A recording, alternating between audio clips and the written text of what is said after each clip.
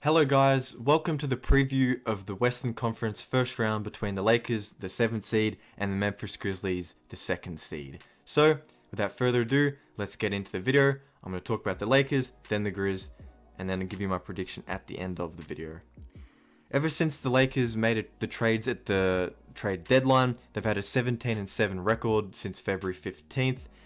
Second best team by win percentage, only behind the Milwaukee Bucks, and this team has looked night and day better with the perimeter action of D'Lo and Malik Beasley, and then the defensive effort, which was something that was very needed by the team from a forward with energy, has been very impressive, obviously, by Jared Vanderbilt.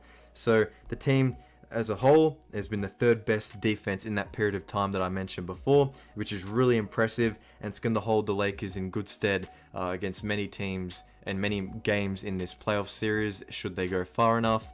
Now, instantly the focus goes to LeBron James and Anthony Davis, as they are the two star guys this season, with LeBron averaging 29, 8, and 7, another great year, especially this far into his career, and then Anthony Davis averaging 26 and 13 as well, not too bad at all. And when you look at the way the Lakers play, obviously they probably want to be scoring in the paint first and not really relying on outside shooting, as they, have improved on that part of the floor, with guys like Reeves stepping up and Beasley being a great acquisition. However, the absences of Adams and Brandon Clark will help the Lakers in their quest to attack the paint and score there.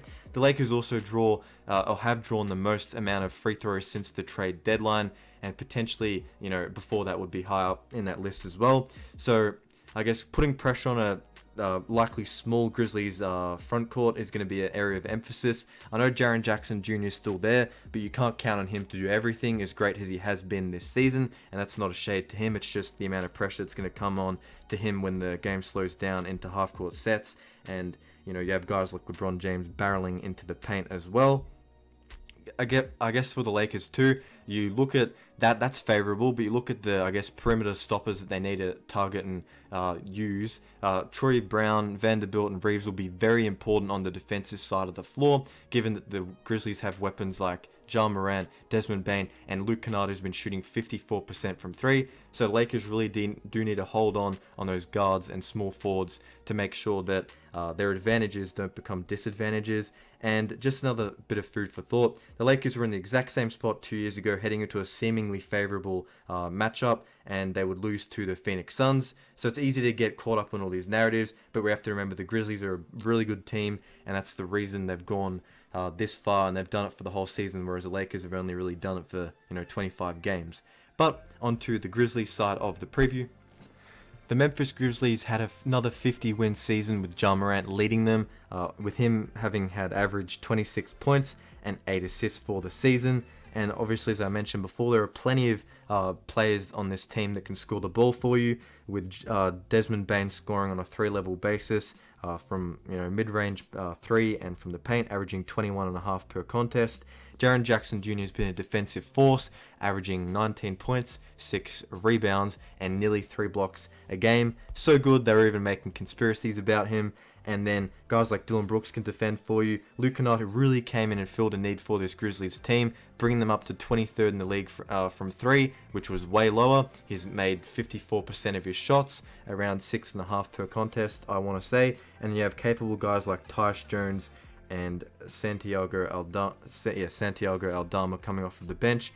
I guess a shame for the Grizzlies, they are going to be missing Adams and Clark. That is going to really change the way they play. It's going to be really interesting to see how they come out, given that one of their strengths this season was their ability to score second chance points, and then also limit the opponent's ability to score in the paint, being top 5 in the league in terms of allowing the least amount of points in the paint for the opponents. And they would also grab the second most rebounds as well. So the loss of those guys is very painful, given that this matchup is against a very tall and lengthy Lakers team, with Anthony Davis and LeBron James. I think that this series will be closer than a lot of people think. I think the Lakers are really going to push the Grizzlies for the reasons I've mentioned throughout the video. I think this series goes 7 games, and I don't want to be one of those people that look at the star power, but I think that Lakers will edge out the Grizzlies. Just the Grizzlies are unlucky that the injuries happened to them, and I think the Lakers will win this series in 7. And I think that It'll be an incredibly close series, and I think Ja will still play really well. But that's it for the video. Don't forget to tell me who you think will win, like, and also subscribe. And until next time, peace out. Thanks for watching the video.